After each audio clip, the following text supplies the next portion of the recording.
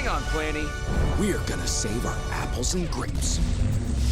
McDonald's always likes to keep on top of our food eating habits, and they constantly come up with new products to keep the customers happy. However, while many of their products work to great effect, some really don't and become infamous as a stain on the fast food world. With that in mind, here are the top 10 failed McDonald's products. McAfrica. We kick things off with one of their biggest disasters ever. Unlike other entries on this list, the reason the McAfrica failed wasn't because of the food itself. Beef served with cheese and salad and then wrapped in a pita sandwich actually sounds pretty good, and normally this item would be a great addition to the McDonald's menus. However, the reason the McAfrica failed so badly was mainly because of the name and the marketing campaign. That's dumb. That is a dumb, stupid, dumb idea. Given the fact that poverty and famine were at their height in Africa at the time, people didn't like the idea of stuffing their faces with a sandwich named after a starving continent. The backlash was so bad that not only did McDonald's pull this item from their menus and apologize for it, they actually added donation boxes for famine relief in most of their restaurants. Unfortunately, McDonald's didn't learn their lesson, and to help with the promotion of the 2008 Olympics, they re-released the item. Man, that hurt.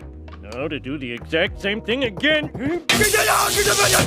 Switching the pita bread for a more traditional bun, they renamed it the McAfrica with a C instead of a K. As you can imagine, people were still unhappy with McDonald's choice of the name and advertising campaign, and the item was pulled once again. Just when I think you couldn't possibly be any dumber. Will McDonald's ever learn? McHotDog. Ask me about my wiener! When it comes to fast food items, there are a few products which are staples that we simply can't do without, like burgers, fries, fried chicken, pizzas, and sandwiches. However, there is one item that is hugely popular with many of us, but a lot of fast food chains avoid serving them as much as possible, and that is the humble hot dog. Have you ever had one before? A hot dog? While hot dogs are consumed by millions all around the world, McDonald's never put hot dogs on their menus in the early days. Somebody get this man a hot dog! You would think that hot dogs would be a perfect fit. You can prepare them quickly, store them safely, and they are cheap. The reason for the lack of hot dogs on the McDonald's menu was all down to Ray Kroc. The fast food legend didn't like hot dogs at all. He thought they were unhygienic and didn't fit the McDonald's image, even though many people pushed for it. Do it.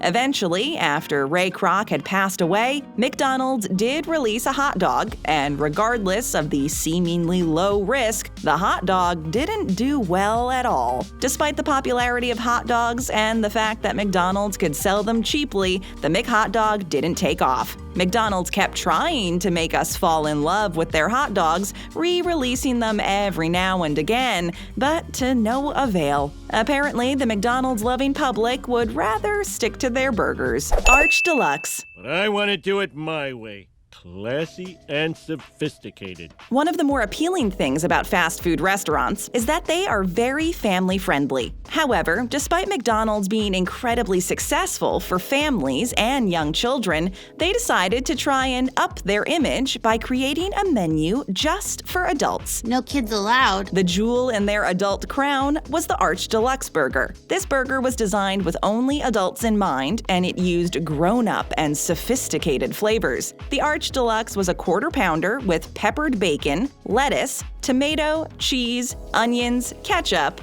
and a secret sauce. The burger itself wasn't too different from what had come before, but the real downfall of the Arch Deluxe was the marketing campaign. No! The commercials actually showed kids making yucky faces at the new Arch Deluxe burger. They even had Ronald McDonald turning his hands to more adult games, such as golf. The whole campaign was a complete disaster, as everyone was turned off. I'm never eating again! The result was one of the most expensive mistakes in McDonald's history, and actually caused the company to take a long, hard look at themselves and make some big staff changes.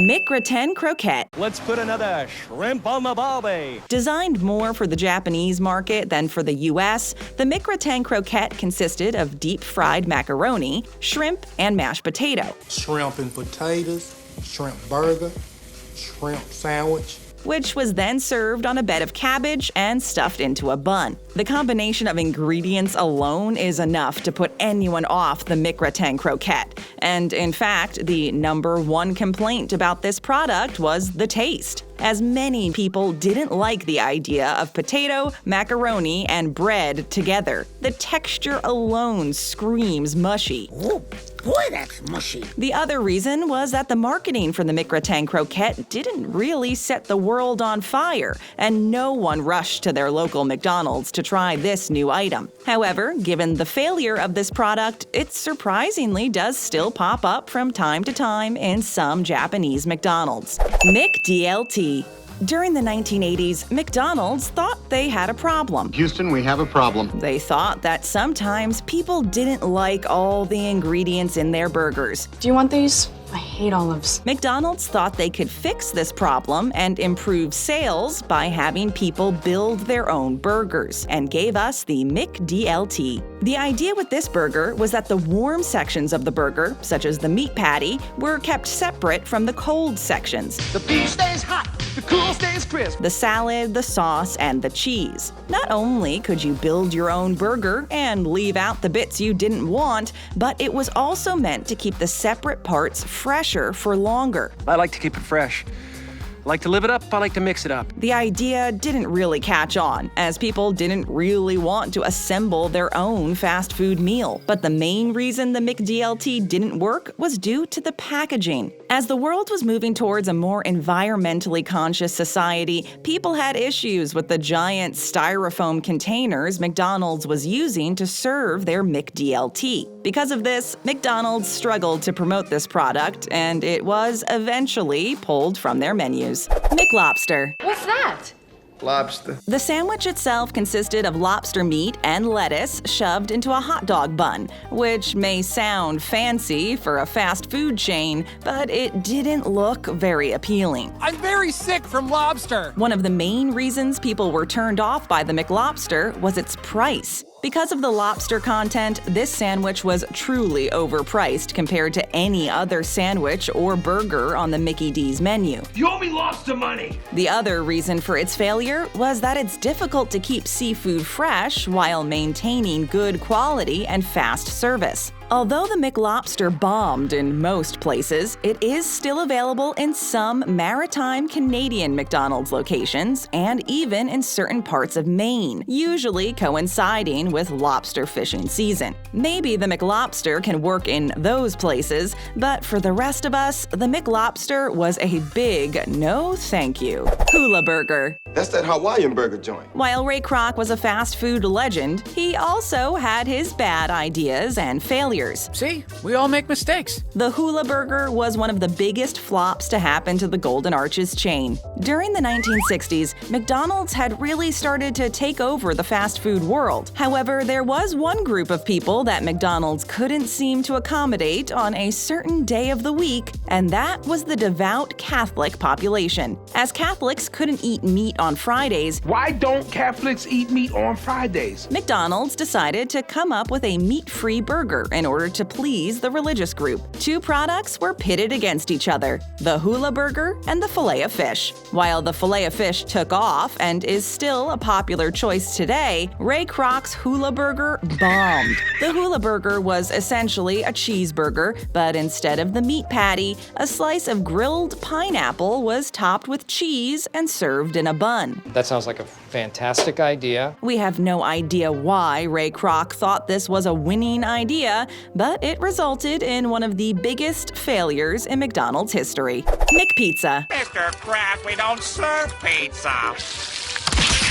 Another popular food that McDonald's tried to add to their menus was pizza. On the surface, selling pizza should have been a safe bet. I like pizza. Everyone likes pizza. After all, pizza is a billion-dollar industry, and even the bad pizza chains seem to make money. So surely McDonald's could grab even a small percentage of that business, couldn't they? Well, the simple answer is no. The best thing to do is just stick with what you know. They rolled out the McPizza with a huge marketing campaign. They even redesigned a lot of their restaurants to be able to add pizza ovens and wider drive-through windows to make passing pizzas to customers possible without having to tilt and twist the box. I changed who I was for you.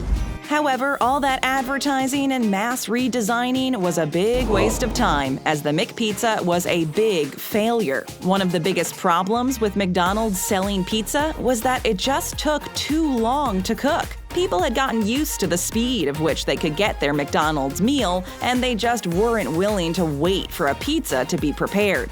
Ain't nobody got time for that. But when it comes down to it, the main reason for the McPizza fail was that when people wanted pizza, they tended to go to one of the many pizza chains rather than McDonald's. McDonald's is best when they stick to what's made them what they are: burgers and fries. McSpaghetti. It's a spaghetti dinner. But we don't make spaghetti. Not too long ago, McDonald's tried to change their image a little, and they wanted to encourage people to stay in their restaurants for longer and have an actual dining experience, Now let's just all try and enjoy our dinner. rather than just grabbing their food and leaving. With that in mind, McDonald's came out with their dinner menus. The pasta dishes McDonald's experimented with were lasagna, spaghetti with meatballs, and fettuccine alfredo. The problem the public had with McDonald's introducing a dinner menu to their restaurants was that they had spent decades building up a reputation for great fast food. Not fast food, good food quickly. No one wanted to eat a slowed-down dinner at their local McDonald's. The dinner menu failed so badly, the whole idea was quickly scrapped and never mentioned again. Around the world, McDonald's has tried to bring out the odd item from the dinner menu, but people still aren't that interested in eating pasta or pizzas in a McDonald's.